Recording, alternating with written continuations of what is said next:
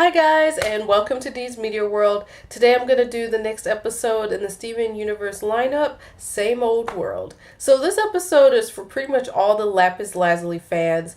This is a character, my feelings about Lapis is that she's a character that's been in like a handful of episodes, but people who love her like really love her, and so a lot of people actually consider Lapis to be one of their favorites. For me personally, I don't really see how Lapis could be a actual favorite, like my number one favorite character, simply because she hasn't been around long enough for me to know her. Like, I think I always felt that the reason people like Lapis so much as a character is that they partially feel sorry for her. They feel empathetic towards her and her situation, being trapped in a mirror all these years and whatnot. And also they like that she's strong at the same time and she has the power of the ocean and all that kind of stuff. So it's kind of like this. I like her because I feel sorry for her, but I also like her because I would like to be a little bit like her. And so I always thought that was my feelings towards Lapis. But I actually enjoyed this episode a lot more than I expected. In fact, I watched it at least 2 times just so I could make sure I caught everything. And I just enjoyed the scenery of the episode and the feel of the episode. This episode was important. It was kind of like a tough mix of, a calm, not quite fluffy episode. Not fluffy, but sort of a little bit in the filler territory, but at the same time actually important filler. It's not really filler, but it gives you the feeling of filler. Like you're just sitting back, just enjoying the episode, the atmosphere, and you're also learning some things as well. I thought it was a really great mix of this. And there's a lot, I feel like a lot has happened. I think one of the problems with the previous episode, Gem Drill, was that episode should have been like 25 minutes, like just that episode. I think it needed more time to grow and more time for us as viewers to fully understand what the heck was going on. But with this episode, I think they used every second to their advantage, and it really paid off. So basically, this episode is also kind of a continuation of what happened last time a little bit. Maybe the next day, it's not really clear. But Lapis has come back with the crystal gems, and she's resting in the barn because obviously she must be exhausted. And it begins with Peridot sort of telling the story about a little bit of what happened. And she's kind of acting like, people think of Peridot as a child, which I think she is as well. And so it's kind of like watching her as a child explain a story to adults, and the adults are just sitting back and listening and enjoying it. I thought that was really cute. Any case, Steven goes to go check on Lapis and see how she's doing, and she's still sleeping. And Garnet's like, oh, let her rest.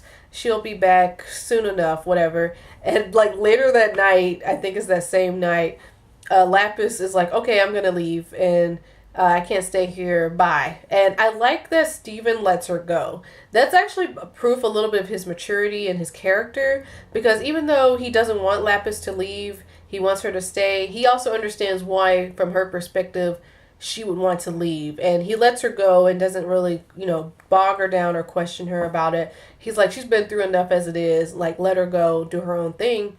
I like that, she comes back the next day after all the crystal gems left. She doesn't even know they left or whatever. She doesn't care.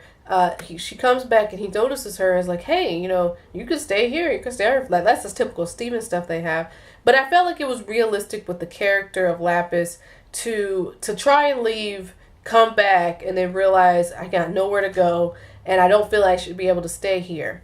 I love this whole 2 to 3 minutes of Steven and Lapis just flying around and him sort of describing stuff like, oh, you could stay here in the forest, you could stay here in the city, and then he makes some really cold-blooded jokes about Jersey. I was like, dang, the Jersey shade. But some cold-blooded jokes about Jersey, about where she could live and where she could stay. And I felt like this was in tune with where the show, what kind of show this is. It's a show about feelings and atmosphere, and you really get the feeling like, yeah, they're good friends, and Lapis does need sort of this convincing to actually stay on Earth, even though she doesn't want to, and she literally has no other options. She can't possibly go back to Homeworld. We saw what happened the last time she went to Homeworld. Anyway, she got busted, came back with Jasper, was a prisoner, and we even learn more about Lapis herself, and that basically she for reasons that aren't clear, she was obviously on Homeworld, and she said she came to Earth for a moment and then got caught up in the Gem War. Now, I'm actually wondering what she was supposed to be doing on Earth and why she was sent down there or why she went down there. Because she said she was only supposed to be there for a minute and was supposed to go back. But then she actually gets poofed and then is thrown into a mirror, and then thousands of years is stuck in that mirror and even gets stepped on.